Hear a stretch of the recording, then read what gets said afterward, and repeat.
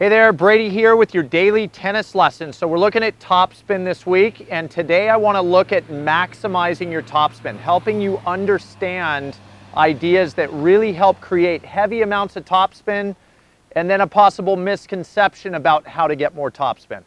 All right, so first thing, racket speed. Racket speed is such an essential part of hitting great topspin, and I just want to show you a very simple example, which would be me hitting 2 forehands.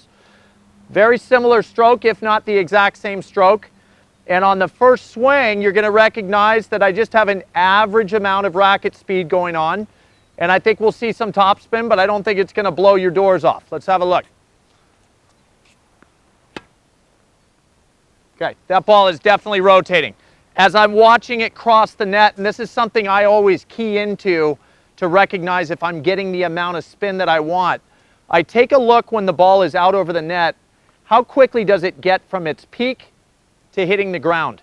And that ball, as it traveled out over the net, you know, kind of took its time getting down to the ground. So there's definitely spin on it, but it's not creating a ton of dip.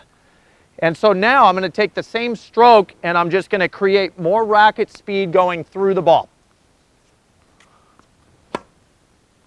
All right, now that ball is really turning down quickly.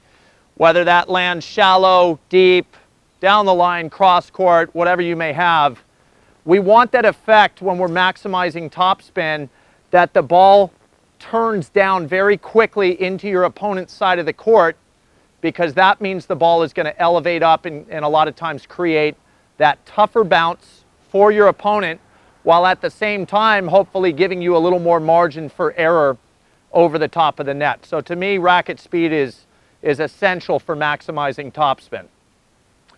The second thing I want to look at, and this is extremely important to understand, to me this is pretty much everything we need to know about maximizing topspin. The distance that we swing from that, prep position behind our body into contact and then outward, is obviously completely in relation to how tall you are. For me, I've got a pretty long wingspan, so if I'm probably extending 9 feet from back to front. And a lot of players say, well, if I'm hitting low to high, aren't I going to be hitting a really nice amount of topspin? And while, yes, you're going to be hitting topspin, when the majority of the swing is low to high, but comes up really gradually, let's say just below my waist, and then way out here at the end of my reach is finally getting to about shoulder height, that swing is not creating a ton of elevation. And I think you'll understand when I make a stroke right now that that's going to produce a ball, again, that's going to have some spin, but it's definitely going to be on a trajectory that's a little more gradually up. And as far as topspin goes, that's not maximizing topspin. So take a look at me setting back and swinging out. Okay, a lot of extension there, good stroke in certain circumstances. When I want a ton of topspin, what I want is to create a serious amount of length in the swing in a much narrower window.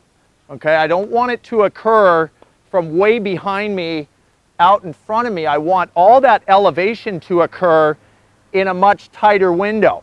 And I think what you can see here is that I'm rehearsing what's going to look mostly like a buggy whip or a vertical forehand.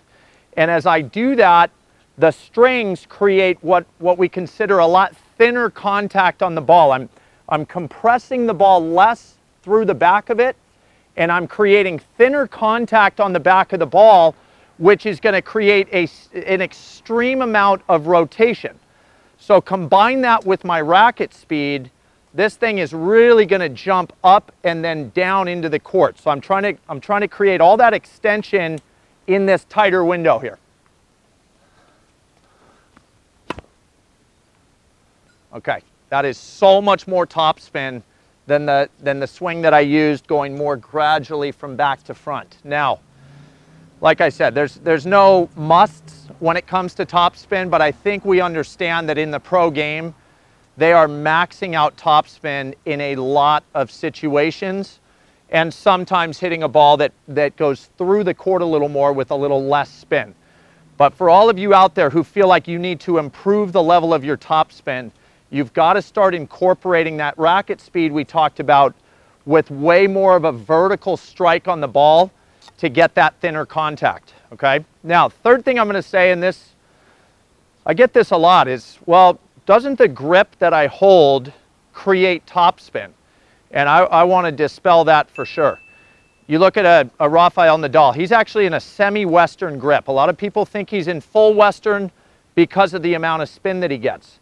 I think Nadal gets more spin in semi-Western than some of the guys we used to see in full Western, and it's because he utilizes that buggy whip swing so often.